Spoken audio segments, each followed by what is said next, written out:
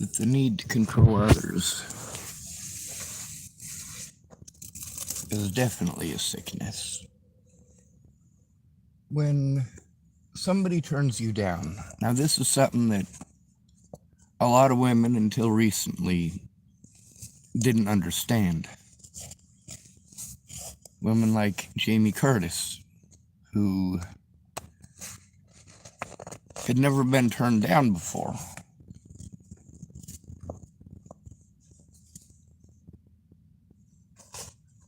I wasn't turning her down, I was setting boundaries. And that was many, many years ago. God, I am so snotted up.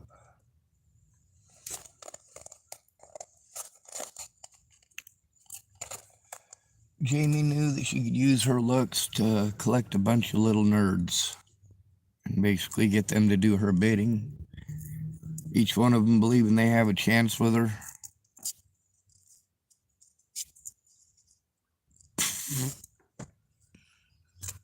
Quite pathetic to watch. And some of those guys were real good guys. People like Hayden McCall. There's also guys like, well, Trent, who used to work down at the auto parts store in Chapel.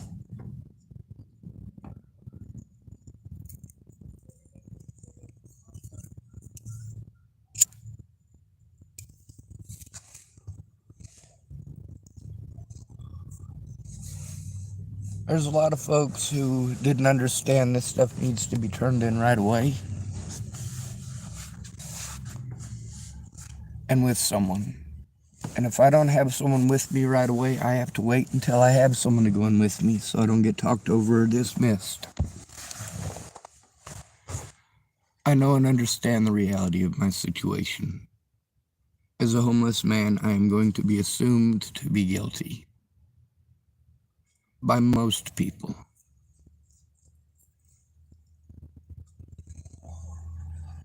Out here, people will literally murder you over rumors.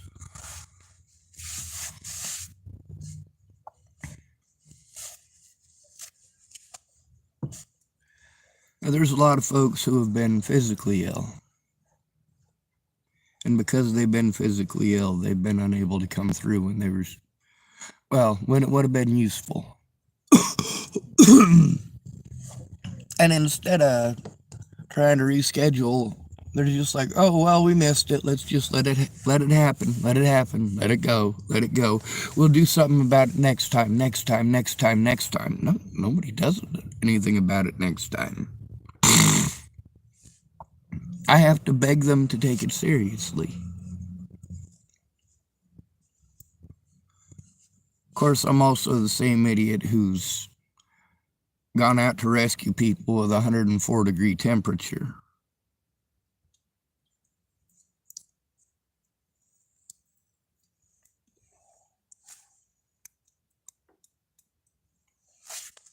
Thank goodness I wasn't having a 104-degree temperature and going out into the snow to do that, but there were times I was sick, and yes, I did go out into the snow to help rescue people. That's what was necessary.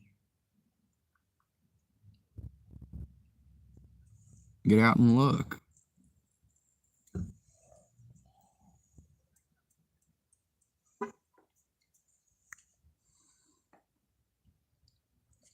Now, this might not sound scary, especially not in Boulder, Colorado, right?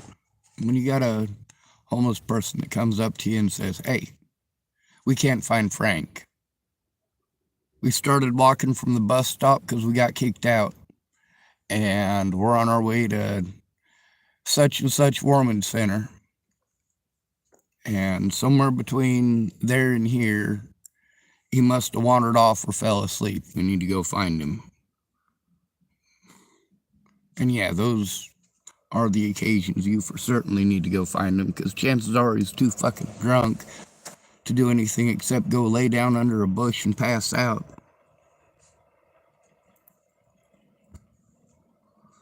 Then they find the guy dead in the morning. Ugh.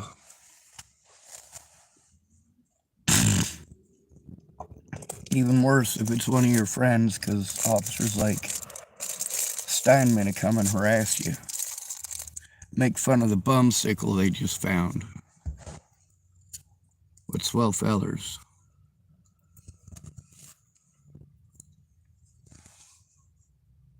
My YouTube channel is years of travel and the experiences that I've had and the assumptions that I've had to deal with.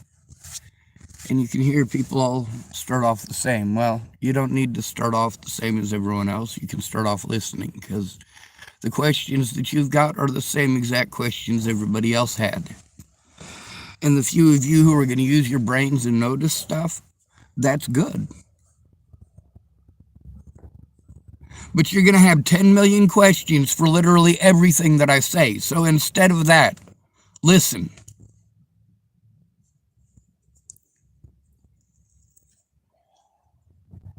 There's 10 million useless pieces of advice that you can give a person. A person starts telling you about somebody who's assaulted them a dozen times already, and just assaulted them again. Asking them, well, why don't you go to the police? Well, they're going to explain that. You just need to listen. They're coming to you because they need to be able to go to the police safely. You are more likely to be heard at the hospital or by the police if you do not go in alone.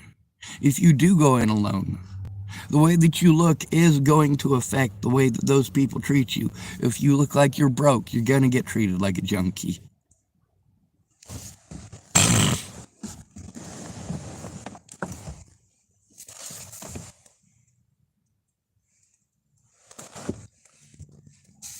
A lot of women have complained that now they're not youthful and pretty, doctors treat them differently. Well, that should tell you something about your doctor.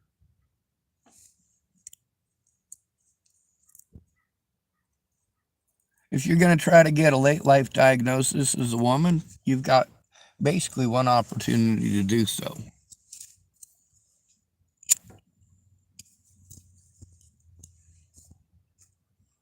Now, this is weird for me when I find out from a lot of these late life women or people who were diagnosed later in life with autism. They didn't have to do any of the shit I had to do.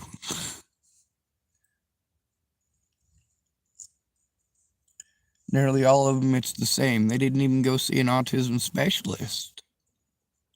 They went in, told their doctor, hey, I think I'm autistic. And the doctor went, okay, I'll go along with that. Like, are you fucking kidding me?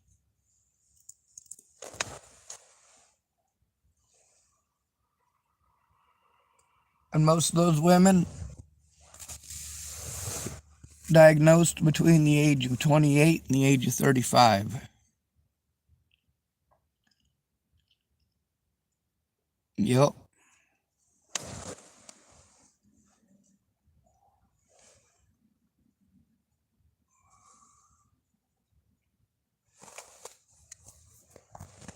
Now let's get to the Safeway folks here. In just a few minutes, I should be able to... Oh, I can go to the library now. I'm going to head over there shortly and plug in.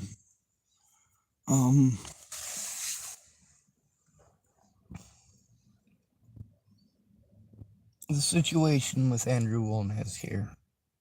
It didn't need to become the big mess that it did.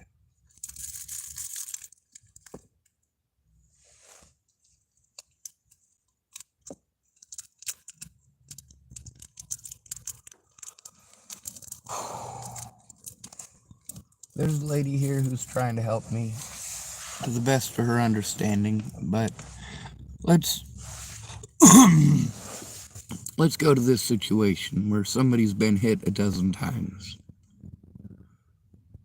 You can say, well, why don't you go elsewhere? At that point, you're using it and phrasing it as a question, right? But what you're really doing is interrupting and not hearing important details. You might say, why don't you just move on? Why don't you move somewhere else? Why don't you just move on? Well, you just need to love yourself. You just need to love yourself. Or, here's one, it's your fault for having the victim mentality. Let me tell you something. Predators, you don't get to choose who you are. But predators choose who they go out and victimize. They try to find people who are alone. People that nobody cares about. The most likely person to be murdered in the United States per capita is the American homeless man. American homeless men are murdered at a higher rate than anyone else in the country, but none of you fucking care. None of you. When Boulder County only had about 1,100 homeless people, and they were saying they had only like 980, but basically they had 1,000 people. We had 43 homeless people die that year that were counted.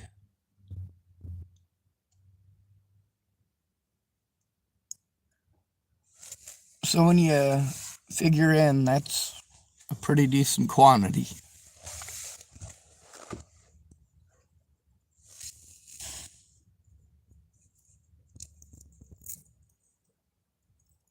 That's about 1 in 20.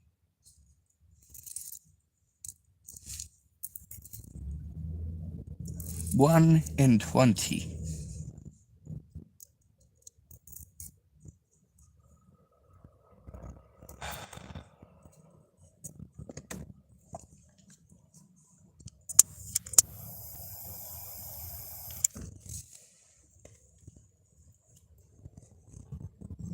A lot of people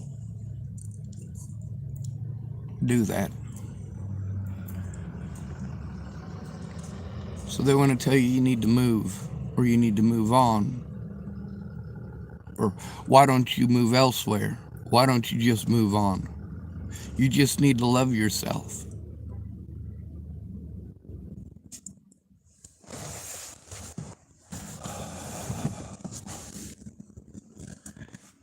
Have you called this place? Have you called that place? Have you thought about this place? Have you thought about that place?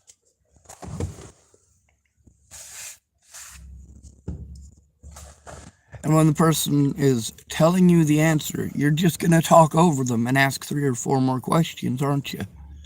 Or say 2 or more pretty things. Oh, you should just give it to the universe. You ever think about going to church? What about therapy?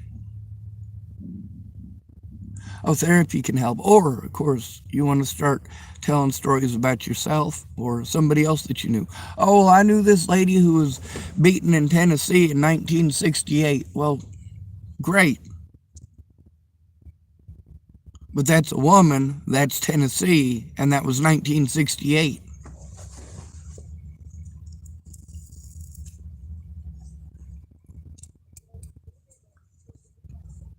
There's this one woman, her name is Joanna Taylor Smith, and her idea of helping me from her pretty white girl perspective, from a white girl who did a lot of messed up stuff because she liked the south side of the tracks. But whenever she fucked up big, her parents would bail her out, literally, bail her out of jail for dealing drugs. Because she had she liked the south side of the tracks. People are more fun at the south side of the tracks. They'll also do some pretty brutal shit to you. So she's lucky she had a mommy and a daddy to bail her out. Now she wanted to tell me this story about a teacup, a Japanese teacup with gold in it when it cracks. You know who she got that story from? Me! Where did I get the story from? The History Channel.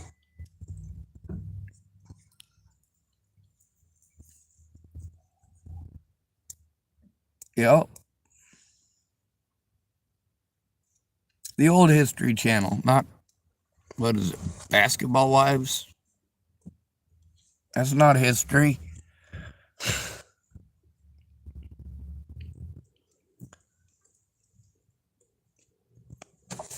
Or you tell them, I'm too busy right now. I'm too busy right now. I'm too busy right now. I'm too busy. Someone just died. I'm sick. My kids all got diarrhea. Got beat up at the bar last night. It never ends. So I hear so much about all these other people, and it's not registering to them how my disabilities are important, how my circumstances are important. See, I listen to you about your circumstances over and over and over again. You never make time for me. I have to pursue a friendship. When you say we're friends and then you ignore me for 6 years, and once in a while you'll get a hold of me to say, oh, why don't you just let it go? Well, you know what? This affects more than just people's opinions. This affects finances. This affects housing.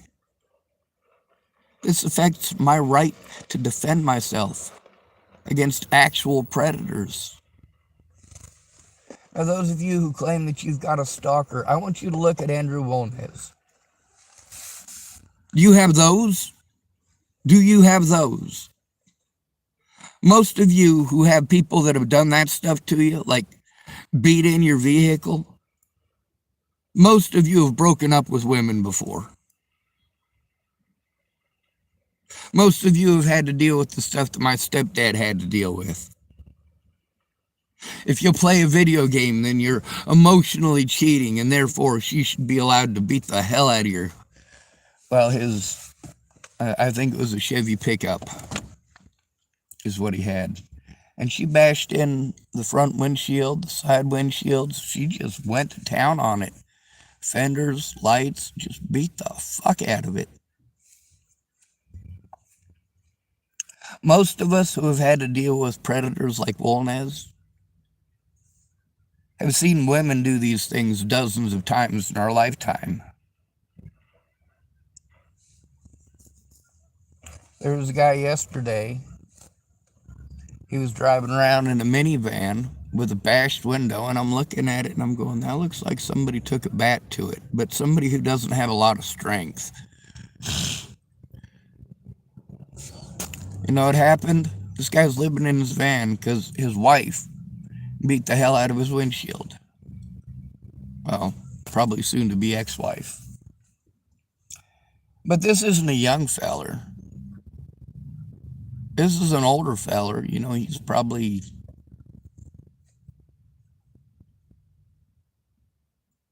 late 40s, early 50s. You know, he's not old, but that's pretty old.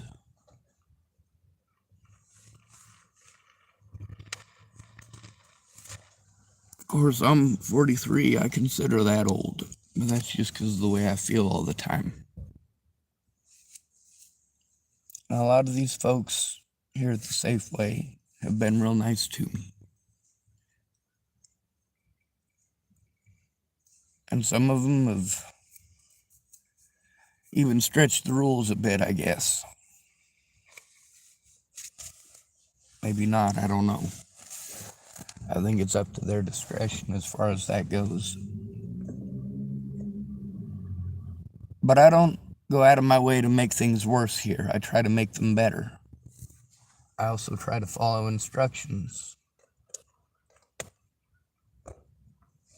The thing that bugs me is that when I'm doing what it is that people say to do, oh, if you do this, or if you do that, if you go inside, if you go tell somebody,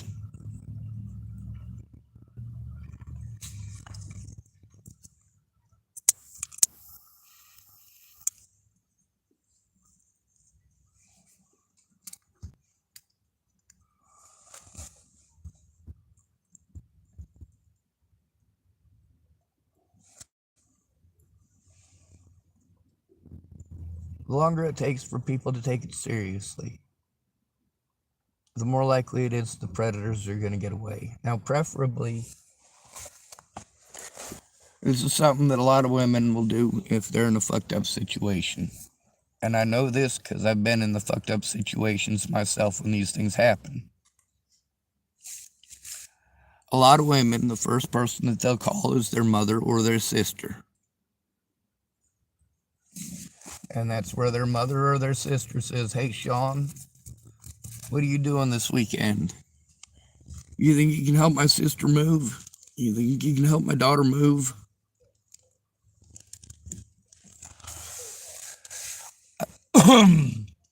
When I was able to do that, I did. Now, when I hurt my back, I was moving a piece of machinery that I was trying to convert over. I wanted to make 1/5 scale, no monoscope engines. And that was because my older brother, he had this great idea of, he wanted to make paragliders. Or motor-powered parachutes, basically. And I was looking at it, and I did order the designs. It cost me $100 and something bucks. I fucked up my back moving that thing.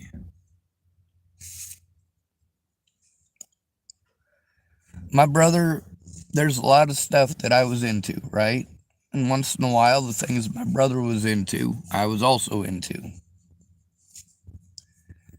And I didn't mind trying to work together with him. The problem is he never, ever got off his ass.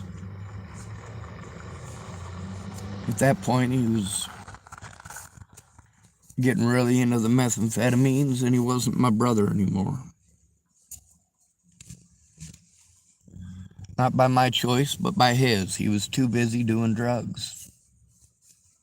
No ambition in life except to do drugs and fuck. Like, come on, man.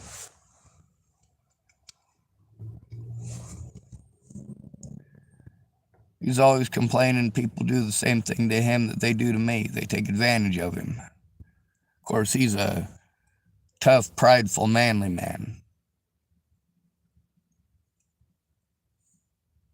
So he says things and does things a little bit differently. Well, you guys are violent-minded. I'm not.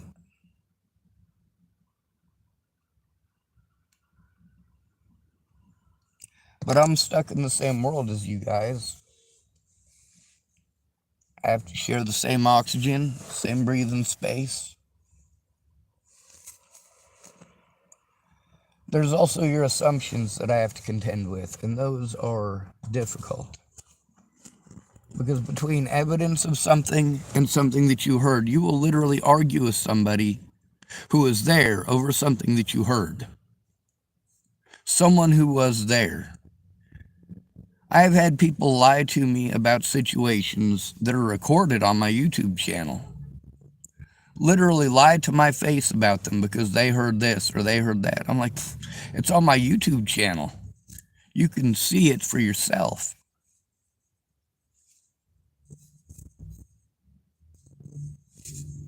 What a bunch of fucking idiots.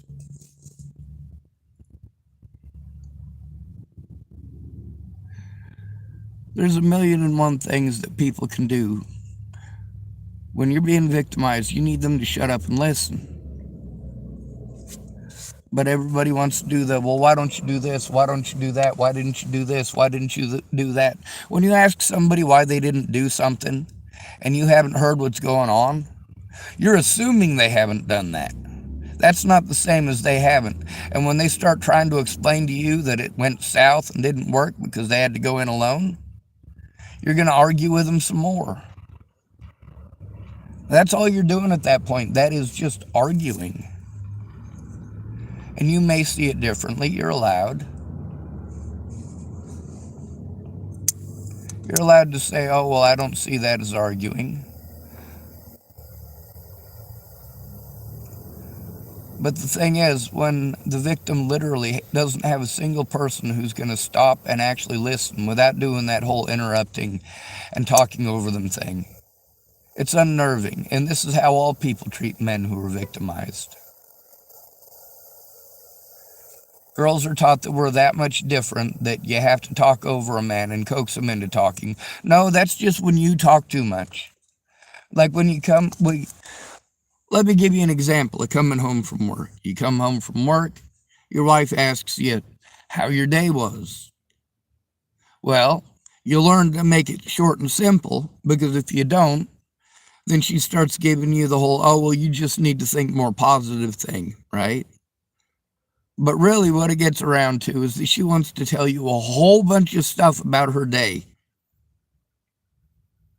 A lot of guys I know tell me, you know what, the most difficult thing about going to work is going home at the end of the day. Because I know I'm going to have to listen to 30 minutes to 3.5 hours about what everybody in town is doing. I don't care what everybody in town is doing. I want to go home, take a shower, change my clothes, have some dinner, and relax.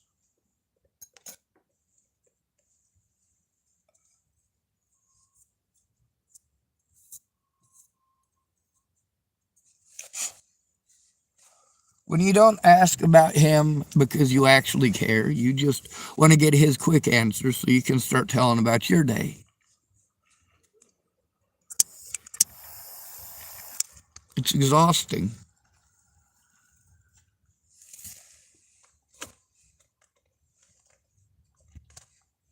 I've had a lot of men who don't like some of my videos about men, if you could imagine that. And there's women that don't like my videos about women. Meanwhile, I'll go through there and I'll break it down through the whole video. This is the opinions that I'm hearing, and this is what I believe about it.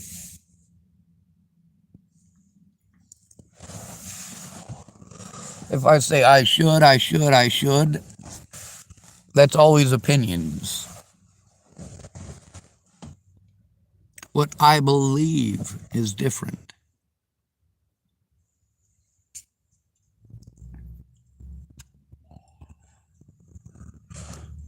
When people tell me I should shoot somebody, yes, I speak up about that. But what I believe is killing is wrong. That means no going out and shooting people.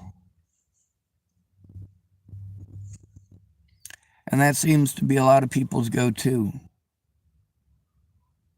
When I tell them about the abuse, their first thoughts, first suggestions are usually violence.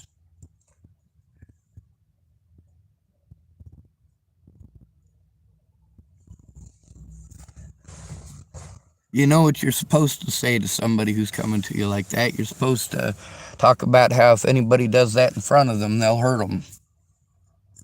Unless it's a girl, in which case people will go hunt the dude down and hurt him. So you got to make sure that you don't tell women no. And the less attractive you are, the more you have to worry about that. The more likely it is that you're going to be talked over. The more likely it is that they're going to make plans for you.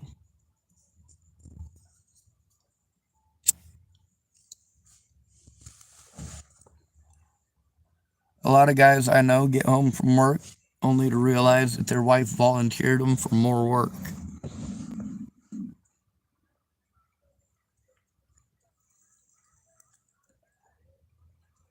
That's happened several times here too, in Tillamook.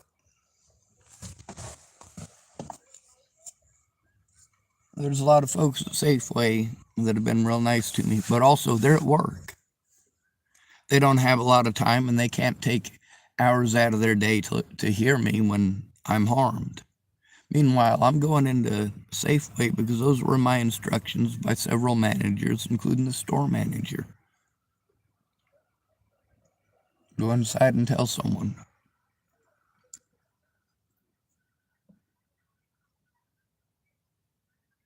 It gets to the point, though, where you've been harmed enough and you've gone inside and told somebody enough and nothing's happened enough that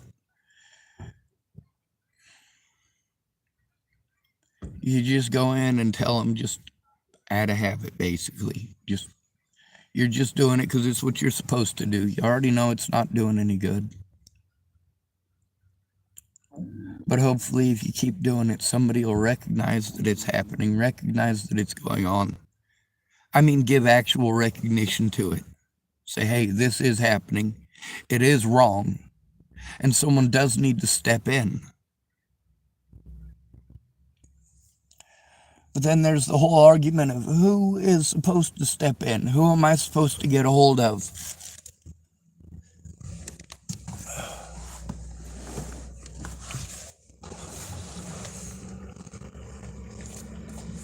These aren't unrelated issues.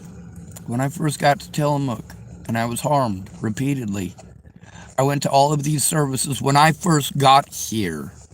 Okay? I knew what all of the services were within my first week in Tillamook. That's because I went out and looked. I went out and asked people. And a lot of people volunteered information. It's not like everybody in Tillamook is some evil Satan worshiper or some craziness like that. For the most part, they're just people. But they're also people that have been on their own so long. Instead of it being we the people, it's been individuals who basically have their opinions to learn from. A lot of people don't get educated. They don't look anything up. But then when people look my name up, they see a bunch of slander against me, and of course, stuff that was definitely taken out of context. On the bright side, when you've got the evidence, you can prove the context.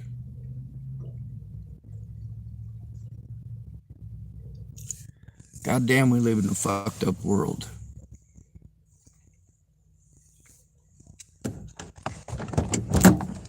Here's the thing.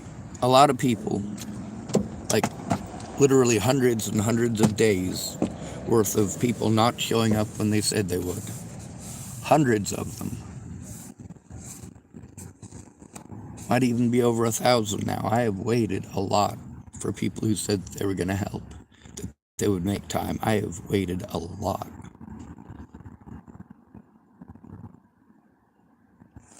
And that's because I have to have someone go in with me so that I'm heard. Once you've already gone to the services and they've refused to do their jobs and you're still being harmed, it's not safe to go back to those places. If the people here at Safeway, the things that they offered, if I'd have been friends with them when I first got here, maybe that would have helped. And it probably would have. Something would have been done about Molly, and she would have known better than to come fuck with me again.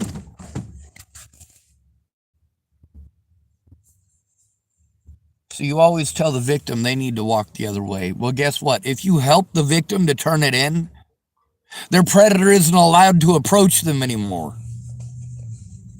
You make it the victim's fault. The victim's fault. Hey, when Wolnez is riding up to you on his bike and doing that shit, why don't you walk away? Because I fucking can't. Dude, first of all, he's on a bike. Second of all, he gets physically violent. I have to face him when he's doing this shit so I can see it coming.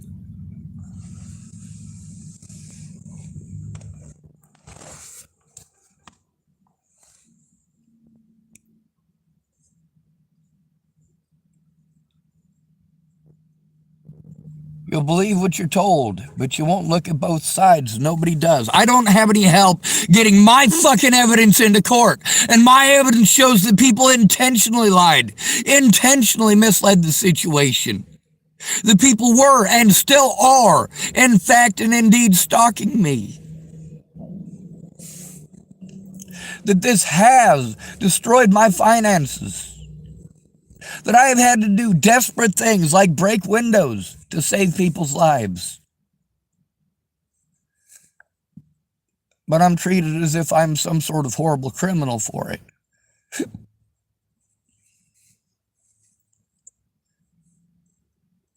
Being harmed at the hospital here, being harmed by the police, No, those aren't things that are going to endear me to those places.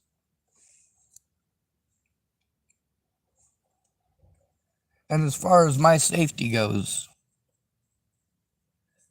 until that abuse at the hospital is acknowledged, no, not even having someone else go in with me is going to make it safe. Because I don't feel safe there, because there have been absolutely no steps taken to ensure that that doesn't happen to somebody else.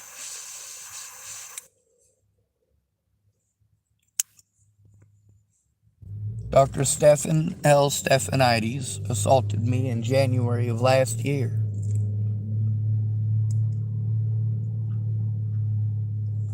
I've been trying to turn that in for, well, almost a year. The way that I've been treated by people like Officer Trent Olson, that's just not acceptable.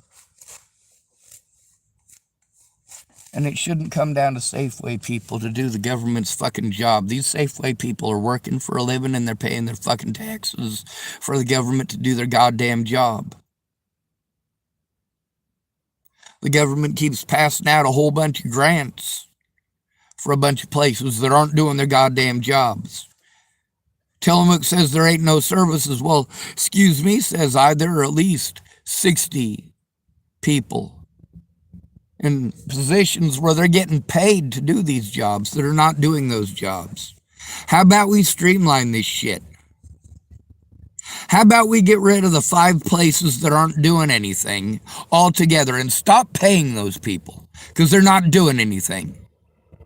And if there's one place that kind of sort of does stuff, anybody who's not useless as tits on a boar, hire them on at that place.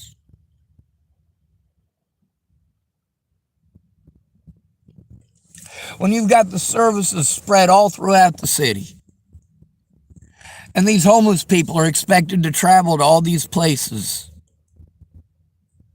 it's not a one-stop shop like your house is, where you've got the internet right there at your house, at your disposal whenever you want.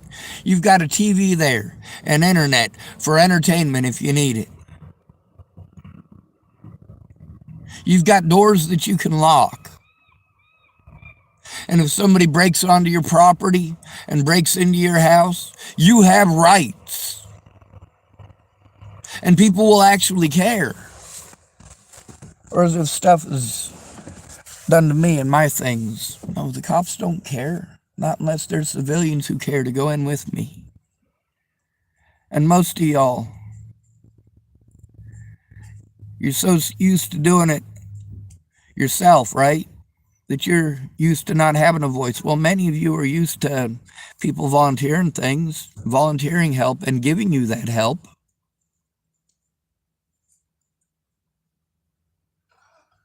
I'd say that's something significant. There's a lot of help that people volunteer for me that is not useful. It just eats up time. But I hope that if I do what they want, that number one, they'll see the situation as it really is. And number two, that they'll help me how I need. Lots of people promise to help me how I need, and then they want me to run around in these circles. If I show them that I'm running in those circles they want me to, they'll recognize that I'm trying to accomplish these things. I am trying to go with their suggestions and work along with them, but there's also the fact their suggestions are based on squat. They're not listening to me. They're busy making suggestions or telling me I just need to love myself, or a bird in the hand is worth 2 in the bush, or what happened to their granny in 1968.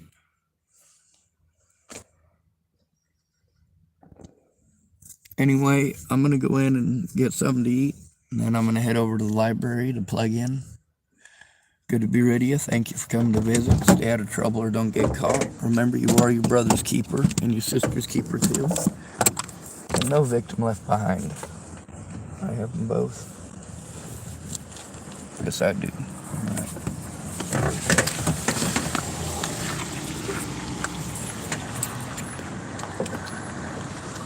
Oh, one annoying thing too is When I've gone to somebody over and over again, because people keep sending me to that person over and over again, and that person that I've gone to over and over again keeps telling me no, but then people want to make the suggestion over and over again, even though I tell them, hey, I've already gone to that person over and over again, and they just want to make the suggestion over and over and over and over and over.